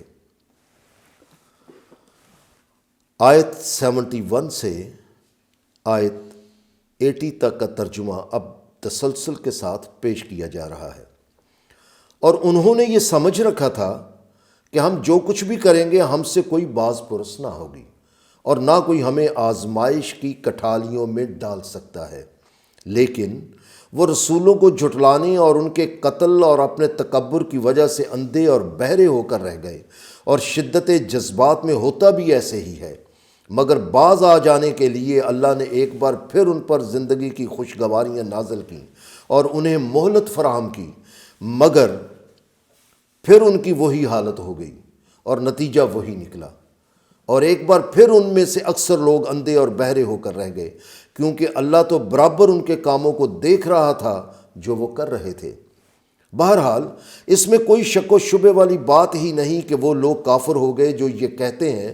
کہ اللہ ہی مسیح ابن مریم ہے، حالانکہ مسیح نے کہا تھا کہ اے بنی اسرائیل تم اللہ کی پرستش و اطاعت کرو جو میری بھی نشو نما کرنے والا ہے اور تمہاری بھی نشو نما کرنے والا ہے۔ یقیناً جو اللہ کے ساتھ شرک کرے گا تو یقیناً اللہ اس پر جنت حرام کر دے گا اور ان کا ٹھکانہ دوزخ کی آگ ہوگا، کیونکہ جو لوگ طے شدہ حقوق سے انکار کر کے زیادتی و بے انصافی کرنے کے مجرم ہوتے ہیں تو ان کے لیے کوئی بھی مددگار نہیں ہوتا۔ یہ بھی حقیقت ہے کہ ایسے لوگ کافر ہو گئے جنہوں نے کہا اللہ 3 معبودوں میں سے تیسرا ہے، یعنی یہ کہتے ہیں کہ ہم اکیلے مسیح کو اللہ نہیں مانتے، ہم باپ بیٹا روح القدس تینوں کے مجموعہ کو اللہ تسلیم کرتے ہیں، اس لیے ہم اللہ کے اللہ ہونے سے انکار نہیں کرتے۔ مگر یاد رکھو کہ اللہ یکتا ہے، جس کی پرستش و اطاعت کے سوا کوئی اور پرستش و اطاعت کے لائق نہیں، اور اگر اس کے باوجود جو وہ کہہ رہے ہیں باز نہ آئے تو ان میں سے کافروں کو ضرور عذاب علیم دیا جائے گا۔ کیا اس آگاہی اور تنبیہ کے بعد بھی اپنے باطل عقائد چھوڑ کر یہ لوگ اللہ کی جانب واپس نہیں آنا چاہتے اور اس سے اپنے لیے حفاظت کی التجا نہیں کرتے؟ حالانکہ وہ تو حفاظت میں لے لینے والا ہے اور سنورنے والوں کی قدم بقدم مدد و رہنمائی کرتے ہوئے انہیں ان کے کمال تک لے جانے والا ہے۔ یاد رکھو مسیح ابن مریم اس کے سوا کچھ نہیں کہ وہ بس ایک رسول تھا، اور یہ حقیقت ہے کہ اس سے پہلے اور بھی بہت سے رسول گزر چکے تھے۔ اس کی ماں ایک راست باز سچی خاتون تھی اور وہ دونوں کھانا کھاتے تھے۔ مسیح کے اللہ ہونے کے خلاف یہی دلیل کافی ہے۔ غور کرو کہ ہم کس طرح احکام و قوانین کو وضاحت سے بیان کرتے جا رہے ہیں، اور یہ کس طرح اپنے انہی باطل عقائد کی طرف پھرے جا رہے ہیں۔ ان سے پوچھو کہ کیا تم اللہ کو چھوڑ کر ان کی پرستش و اطاعت کرتے ہو جنہیں نہ تمہارے نفع کا اختیار ہے اور نہ نقصان کا؟ ان کے برعکس اللہ تو وہ ہے جو سب کچھ سننے والا اور سب کچھ جاننے والا ہے۔ اے رسول، ان سے کہو کہ اے اہل کتاب، تم اپنے دین میں ناجائز طور پر طے شدہ حدود سے مت تجاوز کرو، اور نہ ہی ان لوگوں کی خواہشات کی پیروی کیا کرو جو پہلے ہی درست راستے کو گم کر چکے ہیں، اور بہت سے لوگوں کو درست راستے سے ہٹا کر غلط راستے پر ڈالنے کا موجب بنے اور خود بھی سوائے سبیل سے بھٹکے ہوئے ہیں۔ یعنی وہ اس مرکزی روشن راہ کا پیمانہ ہی گم کر چکے ہیں جس کے مطابق انسان اپنی صلاحیتوں اور خواہشات کے تقاضوں کو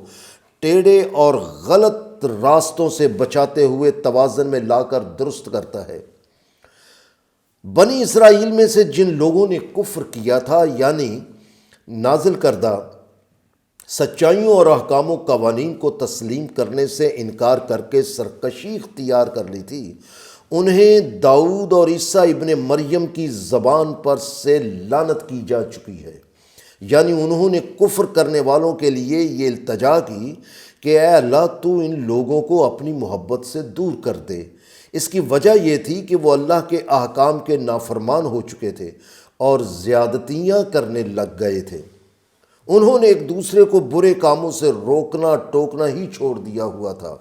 اس میں کوئی شک و شبے والی بات ہی نہیں کہ وہ کام برے تھے جنہیں وہ کیا کرتے تھے، اور ایک دوسرے کو برائیوں سے منع نہ کرنے کا طرز عمل برا تھا جس سے برائیاں عام ہو گئیں۔ اس ساری آگاہی کے باوجود تم ان میں سے اکثر لوگوں کو دیکھو گے کہ وہ کافروں کو اپنا سرپرست بنا لیتے ہیں، مگر یہ کیا ہی بری چیز ہے جو انہوں نے اپنے آپ کے لیے آخرت میں آگے بھیج رکھی ہے۔ اس وجہ سے اللہ ان پر ناراض ہے اور وہ ہمیشہ عذاب میں ہی رہیں گے۔ آیت 81 سے آیت 90 تک کا ترجمہ اب تسلسل سے پیش کیا جائے گا۔ اور جن کافروں کو یہ اپنا سرپرست بنائے بیٹھے ہیں، اگر یہ واقعی اللہ پر اور نبی پر اور اس قرآن پر جو ان کی طرف نازل کیا گیا ہے ایمان لے آتے تو یہ ان کو سرپرست نہ بناتے۔ اس سے ظاہر ہوتا ہے کہ ان میں اکثریت ایسے لوگوں کی ہے جنہوں نے نشو و نما دینے والی حفاظتوں سے نکل کر بے اطمینانی اور خرابی پیدا کرنے والا راستہ اختیار کر رکھا ہے۔ اور حقیقت یہ ہے کہ تم یقیناً یہودیوں اور شرک کرنے والوں کو اہل ایمان کا شدید ترین دشمن پاؤ گے۔ ان کے برعکس جو لوگ اپنے آپ کو عیسائی کہتے ہیں تو یقیناً وہ اہل ایمان کے ساتھ دوستی میں قریب تر ہیں۔ یہ اس لیے کہ ان میں راتوں کو اٹھ اٹھ کر دعائیں مانگنے والے بھی ہیں اور تارک دنیا راہب بھی ہیں، اور وہ ایسے ہوتے ہیں کہ ان کی طبیعت میں سرکشی نہیں ہوتی، اس لیے وہ تکبر کرنے والے نہیں ہوتے۔ یہی وجہ ہے کہ جب وہ رسول محمد کی جانب نازل کردہ ضابطہ حیات کی سچائیوں کو سنتے ہیں تو تم دیکھتے ہو کہ ان کی آنکھوں سے آنسو جاری ہو جاتے ہیں، اس لیے کہ وہ ان سچائیوں کو پہچان جاتے ہیں، اور تب وہ کہہ اٹھتے ہیں کہ اے ہمارے نشو و نما دینے والے، ہم ان احکام و قوانین کی سچائیوں کو تسلیم کر کے اطمینان و بے خوفی کی راہ پر چل پڑے ہیں، لہٰذا تو ہمیں ان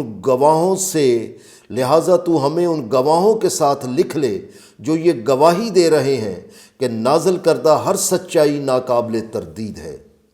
اور وہ کہتے ہیں کہ ہمیں کیا ہے کہ اس قدر سچائیوں کی روشنی دیکھنے کے بعد بھی ہم اللہ اور اس قرآن کی صداقتوں کو تسلیم نہ کریں جو ہمارے پاس آ چکا ہے، اور اس بات کی شدت سے آرزو نہ کریں کہ ہمیں نشو و نما دینے والا اس قوم کے لوگوں میں شامل کر لے جو سنورنے سنوارنے کی تگ و دو کرتے رہتے ہیں۔ لہٰذا ان کی اس بات کے بہترین نتائج کے طور پر اللہ انہیں ایسی جنتیں عطا کر دے گا جن کے نیچے ندیاں رواں ہوں گی اور وہ ان میں ہمیشہ رہیں گے۔ یہ ہے وہ صلہ جو ایسے لوگوں کو میسر آئے گا جو زندگی کے حسن میں اضافہ کرنے اور اس میں توازن برقرار رکھنے کی جد و جہد کرتے رہتے ہیں۔ اور ان کے برعکس ایسے لوگ جنہوں نے نازل کردہ سچائیوں اور احکام و قوانین کو تسلیم کرنے سے انکار کر کے سرکشی اختیار کر لی اور ہمارے احکام و قوانین کو جھٹلاتے رہے، تو یہ وہ لوگ ہیں جن کی ابدی زندگی کے لیے ہوتی ہوئی نشو و نما برباد ہو جائے گی، جس کی وجہ سے وہ جہنم میں چلے جائیں گے۔ بہرحال اے اہل ایمان، وہ تمام چیزیں جو طیب ہوں، یعنی وہ تمام چیزیں جو شخصیت کی نشو و نما میں خرابیاں پیدا کرنے والی نہ ہوں بلکہ اس کی نشو و نما میں مددگار ہوں اور اللہ نے تمہارے لیے حلال کر رکھی ہیں، تو انہیں حرام مت ٹھہراؤ، اور جن چیزوں پر اللہ نے پابندیاں عائد کر رکھی ہیں تو تم ان پابندیوں کو مت توڑنے لگ جاؤ، کیونکہ اللہ طے شدہ حدیں توڑنے والوں سے محبت نہیں کرتا۔ لہٰذا نہ حلال شے اپنے اوپر حرام کرو اور نہ ہی طے شدہ حدود یا پابندیوں کو توڑو، بلکہ درست راہ یہ ہے کہ زندگی کو نشو و نما دینے والا سامان جو اللہ نے تمہیں عطا کیا اور حلال قرار دیا اور نشو و نما میں خرابیاں پیدا کرنے والا نہیں ہے، اسے کھانے پینے کے استعمال میں لاؤ، اور تباہ کن نتائج سے بچنے کے لیے اللہ کے احکام و قوانین کو اختیار کیے رکھو، کیونکہ تمہارا دعویٰ ہے کہ تم اس پر ایمان رکھتے ہو۔ اور یاد رکھو کہ بغیر سوچے سمجھے کھائی گئی تمہاری قسموں پر اللہ تمہاری گرفت نہیں کرتا، لیکن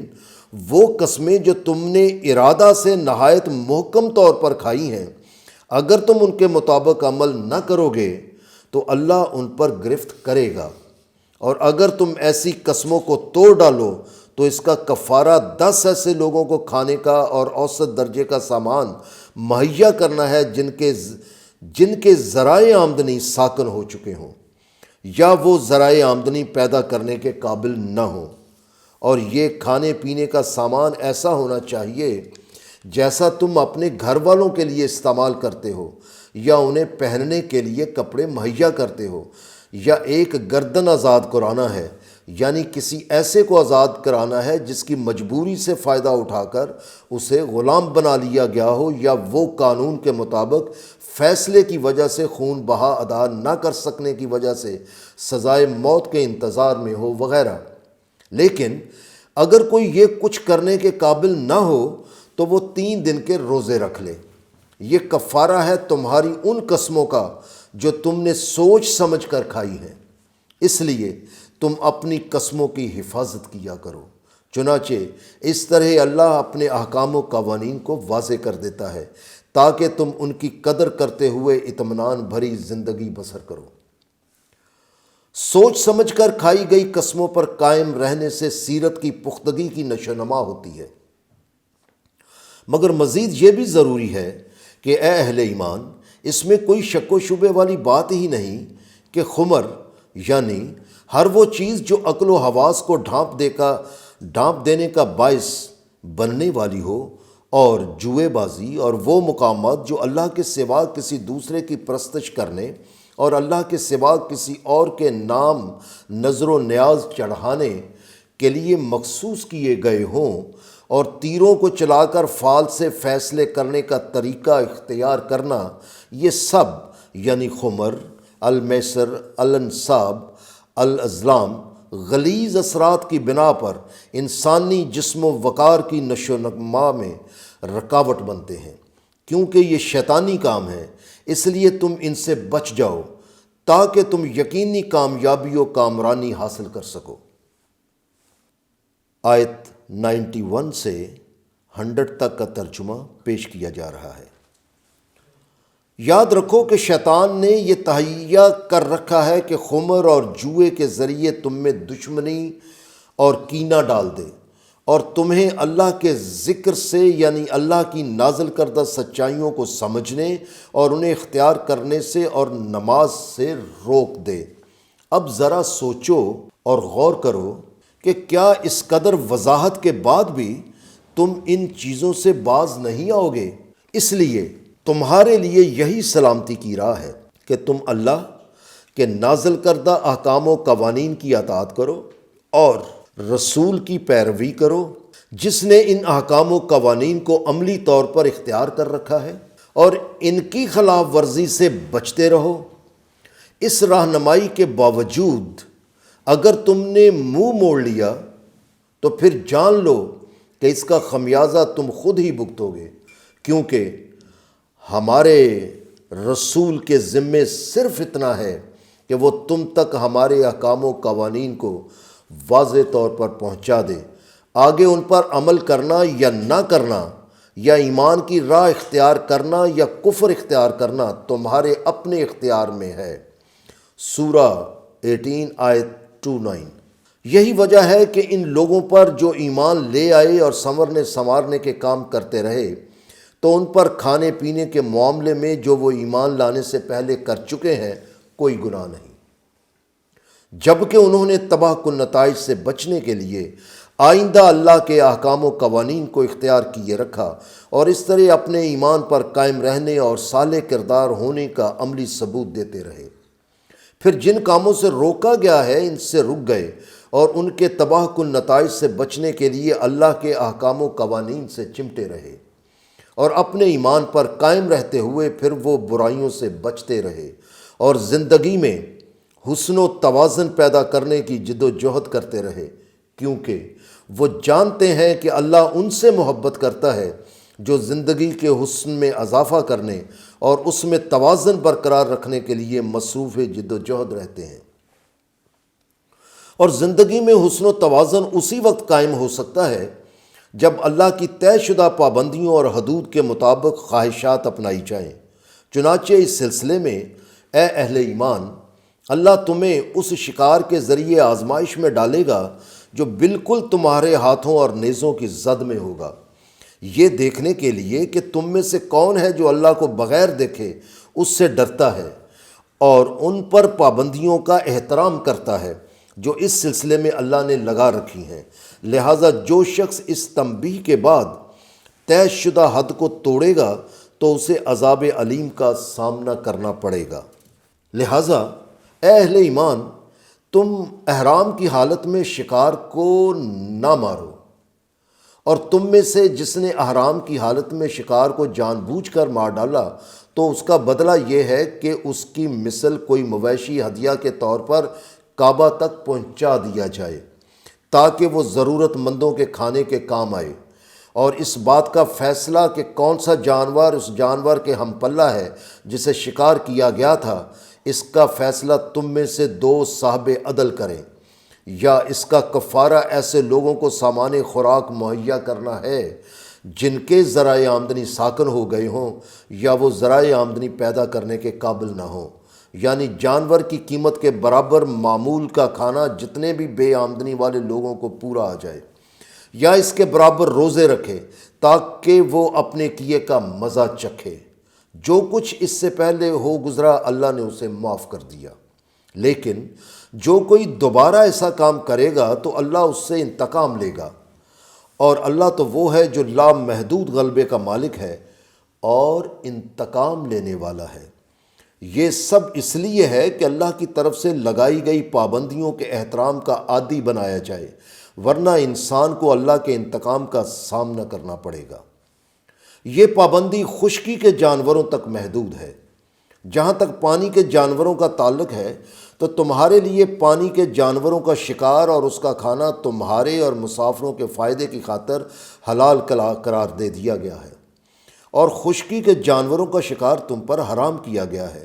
جب تک تم حالت احرام میں ہو۔ چنانچہ تباہ کن نتائج سے بچنے کے لیے اللہ کے احکام و قوانین کو اختیار کیے رکھو، کیونکہ تم اسی کی طرف جمع کیے جاؤ گے جہاں تمہیں اپنے کیے کا حساب دینا پڑے گا۔ اس حقیقت کو یاد رکھو کہ اللہ نے کعبہ کو واجب الاحترام مقام بنا دیا ہے تاکہ تمام نوع انسان اس مرکز سے منسلک ہو کر اپنے پاؤں پر کھڑا ہونے کے قابل ہو جائیں، یعنی نوع انسان ایک ہو جائیں اور کہیں منتشر ہو کر مفادات کی جنگ سے تباہ و برباد نہ ہو جائیں۔ اس لیے واجب الاحترام مہینے بھی مقرر کر دیے گئے ہیں تاکہ لوگ جنگ و جدل سے منع ہو کر امن و سلامتی سے اس مرکز میں جمع ہو سکیں۔ لہٰذا وہ تحائف اور گلے میں علامتی پٹے والے جانور جو حرم کعبہ کی طرف لائے گئے یا موجود ہوں تو سب اسی نسبت سے واجب الاحترام ہیں۔ یہ اس لیے ہے کہ تمہیں علم ہو جائے کہ نوع انسان کو مرکز کعبہ میں جمع ہونے کے لیے آسانیاں فراہم کر دی گئی ہیں، کیونکہ اللہ جانتا ہے کہ جو کچھ آسمان اور جو کچھ زمین میں ہے اس کے ٹھیک ٹھیک تقاضے کیا ہیں۔ اسی طرح اللہ یہ جانتا ہے کہ نوع انسان کی سلامتی کے ٹھیک ٹھیک تقاضے کیا ہیں، کیونکہ اللہ ہر شے کے بارے میں لامحدود علم رکھنے والا ہے۔ یاد رکھو اللہ کی طے شدہ پابندیوں اور حدود کا احترام ضروری ہے، ورنہ جان رکھو کہ اللہ سخت گرفت کرنے والا ہے، اور یہ بھی ہے کہ اللہ حفاظت میں لے لینے والا ہے اور سنورنے والوں کی قدم بقدم مدد و رہنمائی کرتے ہوئے انہیں ان کے کمال تک لے جانے والا ہے۔ بہرحال یہ بھی یاد رکھو کہ رسول پر اللہ کے احکام و قوانین کے بارے میں پیغام پہنچا دینے کے سوا کوئی اور ذمہ داری نہیں ہے۔ اللہ تو وہ ہے جسے ہر اس حالت، ہر اس بات کا علم ہے جسے تم ظاہر کرتے ہو اور جسے تم چھپاتے ہو، لہٰذا جو کچھ تم کرو گے اس کا بدلہ تمہیں اسی کے مطابق ملے گا۔ اے نوع انسان، ایک اور حقیقت پر غور کرو کہ زندگی کے دو ہی راستے ہیں۔ ان کے بارے میں اے محمد ان سے کہہ دو کہ خبیث اور طیب برابر نہیں ہو سکتے، یعنی ایک وہ جو خرابیاں پیدا کرنے والے ہیں اور دوسرے وہ جو خرابیاں پیدا کرنے والے نہیں ہیں۔ یہ دونوں آپس میں برابر نہیں ہو سکتے، چاہے تمہیں خبیث چیزوں کی کثرت بھلی ہی کیوں نہ لگے۔ یعنی ممکن ہے کہ خبیث چیزوں کا دورہ ہر طرف ہو اور تمہیں وہ بھلی لگنے لگ جائیں، لیکن وہ بہرحال خرابیوں کا باعث بننے والی ہوتی ہیں۔ لہٰذا اے اہل عقل و دانش، تم تباہ کن نتائج سے بچنے کے لیے اللہ کے احکام و قوانین کو اختیار کیے رکھو تاکہ تم یقینی کامیابی و کامرانی تک پہنچ سکو۔ آیت 101 سے 110 تک کا ترجمہ تسلسل سے پیش کیا جا رہا ہے۔ اے اہل ایمان، تم ایسی چیزوں کے بارے میں سوال نہ کیا کرو جو تم پر ظاہر کر دی جائیں تو تمہیں ناگوار گزریں، اور اگر تم ان کے بارے میں اس وقت سوال کرو گے جب قرآن نازل کیا جا رہا ہو تو وہ تم پر ظاہر کر دی جائیں گی۔ بہرحال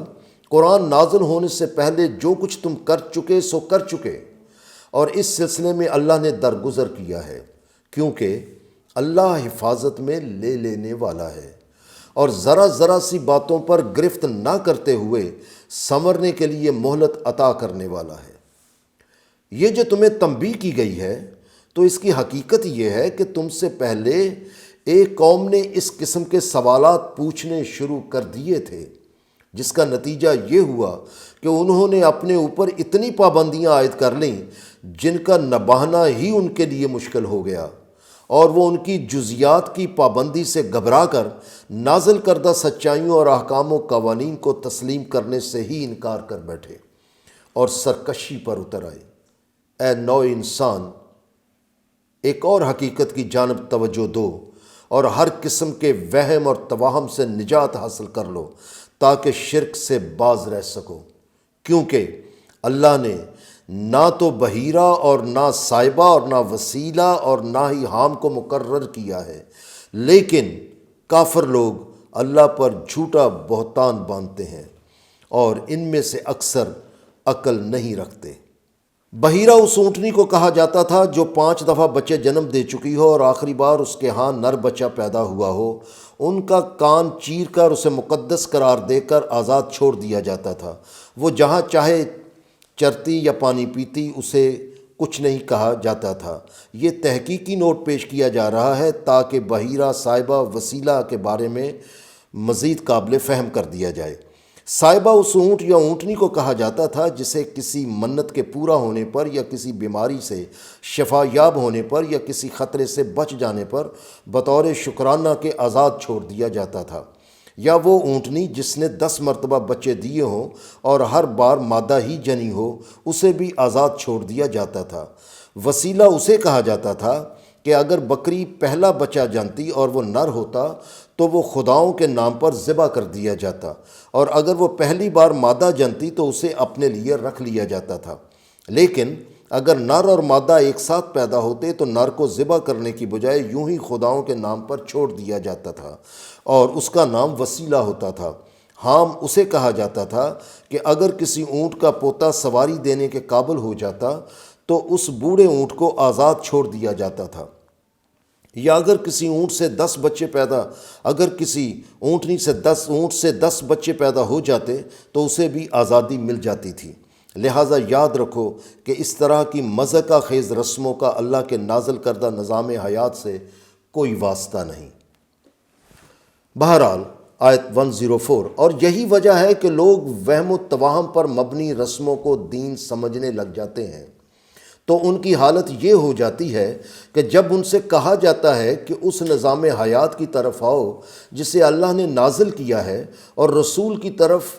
رجوع کرو، تو وہ کہہ دیتے ہیں کہ ہمارے لیے وہی طریقہ کافی ہے جس پر ہم نے اپنے باپ دادا کو پایا ہے، لہٰذا ہمارے لیے اس کو پرکھنے کی قطعاً ضرورت نہیں اور ہم اسی پر آنکھیں بند کیے چلتے جائیں گے، چاہے ان کے باپ دادا نہ علم و بصیرت رکھتے ہوں اور نہ ہی اللہ کی بتلائی ہوئی اس روشن راہ پر چلنے والے ہوں جو اطمینان بھری منزل کو جاتی ہے۔ اے وہ لوگوں جو ایمان لائے ہو تو تم پر اپنے آپ کے متعلق آگاہ رہنا لازم ہے۔ یاد رکھو اگر تم اللہ کی بتلائی گئی روشن راہ پر چلتے رہے تو تمہیں کوئی گمراہ ہو جانے والا نقصان نہیں پہنچا سکتا، اور یہ بھی یاد رکھو کہ تم سب کو اللہ ہی کی طرف لوٹ کر جانا ہے، پھر وہ تمہیں ان کاموں کی خبر کر دے گا جو تم کرتے رہے ہو۔ بہرحال ان حقائق کی آگاہی کے بعد ایک بار پھر یاد دہانی کے لیے قوانین وصیت اور گواہی کے بارے میں آگاہی دی جاتی ہے، جو یوں ہے کہ اہل ایمان، اگر تم میں سے کسی کی موت آ جائے تو تم وصیت کرتے وقت اپنے درمیان گواہی کے لیے اپنے لوگوں میں سے 2 ایسے گواہ مقرر کر لو جو عدل پسند ہوں۔ لیکن اگر تم سفر کی حالت میں ہو اور ایسی جگہ پر ہو جہاں اپنے لوگ موجود نہ ہوں اور وہاں موت کا سامنا ہو جائے تو پھر دوسرے لوگوں میں سے ہی 2 گواہ بنا لو، اور اگر کسی شک کی بنا پر ان کی شہادت کی ضرورت پڑے تو تمہارے تعین کردہ انصاف کرنے والے انہیں صلاۃ کی ادائیگی کے بعد روک لیں۔ اگر تمہیں ان پر شک گزرے تو وہ دونوں اللہ کی قسمیں کھائیں کہ ہم اس کے عوض کوئی قیمت وصول نہیں کریں گے، خواہ کتنا ہی قریبی رشتہ دار کیوں نہ ہو، اور نہ ہی ہم اللہ کی مقرر کردہ گواہی کو چھپائیں گے، اور اگر ایسا کریں گے تو ہم اسی وقت ایسے لوگوں میں سے ہو جائیں گے جو گواہی چھپانے کے مجرم ہوتے ہیں۔ پھر اگر یہ معلوم ہو جائے کہ ان دونوں نے سچی گواہی نہیں دی اور اس طرح انہوں نے جرم کا ارتکاب کیا ہے تو پھر ان کی جگہ 2 اور گواہ ان لوگوں میں سے کھڑے ہو جائیں جن کی پہلے 2 گواہوں کی وجہ سے حق تلفی ہوئی ہے۔ پھر وہ اللہ کی قسم کھائیں کہ یقیناً ہماری گواہی ان دونوں کی گواہی سے زیادہ سچی ہے اور ہم طے شدہ حقوق سے تجاوز نہیں کر رہے، اور اگر ایسا کریں تو ہم اسی وقت ایسے لوگوں میں سے ہو جائیں جو حقوق میں کمی کر کے یا ان سے انکار کر کے زیادتی و بے انصافی کے مجرم ہوتے ہیں، یعنی ظالم ہوتے ہیں۔ سچائی کے نزدیک جانے کے لیے شہادت پر شہادت اس لیے رکھ دی گئی ہے کیونکہ یہ طریقہ اس بات سے قریب تر ہے کہ لوگ سچی گواہی دیا کریں، یا اس بات سے خوف زدہ ہوں کہ ان کی قسموں کے بعد وہی قسمیں ان لوگوں کی طرف جن کی حق تلفی ہوئی ہے لوٹا دی جائیں گی، اور غلط گواہی پر لوگ انہیں مجرم و گناہ گار سمجھنے لگ جائیں گے۔ لہٰذا تباہ کن نتائج سے بچنے کے لیے اللہ کے احکام و قوانین کو اختیار کیے رکھو، اور ان احکام و قوانین کو غور سے سنا کرو، کیونکہ اللہ اس قوم کو اطمینان بھری منزل تک جانے والی روشن راہ دکھاتا ہی نہیں جو نشو و نما دینے والے قوانین کی حفاظت سے نکل کر خرابی پیدا کرنے والا راستہ اختیار کر لیتی ہے۔ یہ جو قوانین بتلائے جا رہے ہیں اور سچائیوں کی آگاہی دی جا رہی ہے، تو جب اعمال کی جواب دہی ہوگی تو اس دن اللہ تمام رسولوں کو جمع کر کے پوچھے گا کہ لوگوں نے تمہاری دعوت کو کس طرح قبول کیا تھا؟ تو وہ عرض کریں گے کہ ہمیں کچھ علم نہیں، کیونکہ ہم ظاہری نظر ہی سے دیکھ سکتے تھے، مگر غیب یعنی جو کچھ نہیں جانا جا سکتا تو اس کا علم یقیناً تیرے ہی پاس ہے۔ ان حقائق کی آگاہی کے بعد عیسیٰ ابن مریم کے بارے میں مزید حقائق یوں ہیں کہ جب اللہ عیسیٰ ابن مریم سے کہے گا کہ میں نے تمہیں اور تمہاری والدہ کو نعمت عطا کی، یعنی زندگی کی اذیتوں سے محفوظ آسودگیوں اور سرفرازیوں کے ذرائع عطا کیے، تو وہ تمہیں یاد ہوگا کہ میں نے روح القدس سے تمہیں قوت عطا کی، اس لیے تم گہوارے سے لے کر یعنی کم عمری سے لے کر بڑی عمر تک انسانوں سے یوں ہم کلام ہوتے رہے کہ دیکھنے سننے والے دنگ رہ جاتے تھے۔ اور جب میں نے تمہیں کتاب یعنی ضابطۂ حیات کی تعلیم دی اور تمہیں حکمت یعنی ایسی دانش عطا کی جو حقائق کی باریکیوں کے مطابق درست اور نادرست کی اٹل حد مقرر کر کے فیصلے کرنے والی تھی، اور تورات اور انجیل سکھائی، اور جب تم میرے حکم سے پانی ملے ہوئے مٹی کے مادے سے پرندے کی شکل کا پتلا بناتے تھے، اور پھر تم میرے حکم سے اس میں پھونک مارتے تو وہ پرندہ بن جاتا، اور جب تم پیدائشی اندھوں اور کوڑ کے مریضوں کو جو اس وقت ناقابل علاج ہوا کرتے تھے میرے حکم سے اچھا کر دیا کرتے تھے، اور جب تم میرے حکم سے مردوں کو حالت موت سے نکال کر زندگی کی حالت میں لے آتے تھے، تو تب میں نے بنی اسرائیل کو تم سے روک دیا تھا تاکہ وہ تمہیں کوئی اذیت نہ پہنچائیں، حالانکہ تم ان کے پاس واضح سچائیاں لے کر آئے تھے، مگر ان میں سے کافروں نے کہہ دیا کہ یہ تو کھلے جادو کے سوا کچھ بھی نہیں۔ آیت 111 سے 120 تک کا ترجمہ اب تسلسل سے پیش کیا جائے گا۔ اور اے عیسیٰ ابن مریم، یاد کرو جب میں نے تمہارے حواریوں یعنی عیسیٰ کے وہ شاگرد جنہوں نے براہ راست عیسیٰ سے تعلیم پائی تھی کی طرف وحی یعنی انجیل کے ذریعے یہ دعوت دی کہ وہ مجھ پر اور میرے رسول پر ایمان لائیں، تو اس پر انہوں نے کہا تھا کہ ہم ایمان لے آئے، اور تم گواہ رہنا کہ ہم یقیناً مسلمان ہیں، یعنی اللہ کے احکام و قوانین کی صداقتوں کے سامنے سر تسلیم خم کر کے امن و سلامتی کی حالت میں داخل ہو گئے ہیں۔ اس کے بعد ان اہل ایمان حواریوں نے جب عیسیٰ ابن مریم سے کہا کہ کیا تمہارا پروردگار ایسا کر سکتا ہے کہ آسمان سے ہمارے لیے کھانا اتار دے، تو تم نے انہیں جواب دیا تھا کہ بجائے اس طرح کی فرمائشیں کرنے کے بہتر ہے کہ تباہ کن نتائج سے بچنے کے لیے اللہ کے احکام و قوانین کو اختیار کیے رکھو۔ اگر تمہارا دعویٰ ہے کہ تم مومن ہو یعنی نازل کردہ سچائیوں اور احکام و قوانین کو تسلیم کر کے اطمینان و بے خوفی کی راہ اختیار کر چکے ہو، مگر انہوں نے کہا تھا کہ بس ہم یہ چاہتے ہیں کہ آسمانی کھانے میں سے کھانا کھائیں اور ہمارے قلب مطمئن ہو جائیں، اور ہمیں معلوم ہو جائے کہ آپ نے جو کچھ ہم سے کہا ہے یقیناً وہ سچ ہے، اور ہم اس پر گواہی دینے والے بن جائیں۔ اس پر عیسیٰ ابن مریم نے التجا کی کہ اے ہمارے نشو و نما دینے والے، ہم پر آسمان سے ایک ایسا کھانا نازل کر دے جو ہمارے اول و آخر کے لیے مسرتوں کا باعث بن جائے، یعنی یہ اس قدر باعث رحمت ہو کہ اسے کھانے کے بعد ہم دنیا میں بہترین بے گناہ تگ و دو کے قابل ہو کر اطمینان بھری مسرتیں حاصل کر سکیں، اور اس وجہ سے یہ آخرت میں ہمارے لیے ابدی مسرتوں کا باعث بن جائے، اور یہ آسمانی کھانا تیری طرف سے ناقابل تردید سچائی قرار پائے گا، اور ہمیں زندگی کی نشو و نما کا سامان عطا کر دے، اور تو سب سے بہتر رزق دینے والا ہے۔ اللہ نے جواب دیا کہ یقیناً وہ کھانا ہم تمہارے اوپر اسی طرح نازل کر دیں گے، لیکن اس کے بعد تمہارے پیروکاروں میں سے اگر کسی نے نازل کردہ سچائیوں اور احکام و قوانین سے انکار کر کے سرکشی اختیار کی تو پھر اس میں کوئی شک و شبے والی بات ہی نہیں کہ اسے میری طرف سے ایسی سخت سزا ملے گی کہ ویسی سزا عالمین میں کسی اور کو نہ ملی ہوگی۔ اور اس کے بعد اللہ پوچھے گا کہ اے عیسیٰ ابن مریم، کیا تم نے انسانوں سے کہا تھا کہ اللہ کے سوا میری اور میری ماں کی پرستش کیا کرو؟ وہ اس کے جواب میں کہے گا کہ تیری ذات اس سے بلند ہے کہ تیرے ساتھ کسی اور کو شریک کیا جائے۔ مجھے بھلا یہ کب زیب دیتا تھا کہ میں ایسی بات کہوں جس کے کہنے کا مجھے حق حاصل نہیں تھا؟ اگر میں نے ایسی کوئی بات کہی ہوتی تو یقیناً وہ تیرے علم میں ہوتی،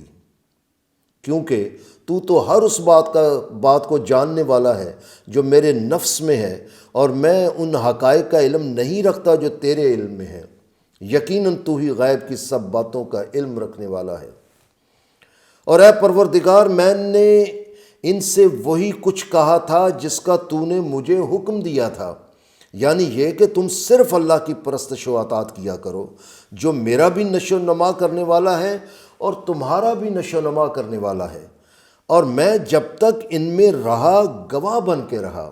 لیکن جب تو نے مجھے واپس بلا لیا تو اس کے بعد بھی تو ہی ان پر نگہبان تھا، اور تو ہر چیز پر نگاہ رکھنے والا ہے۔ اب اگر تو انہیں سزا دے گا تو وہ تیرے ہی بندے ہیں،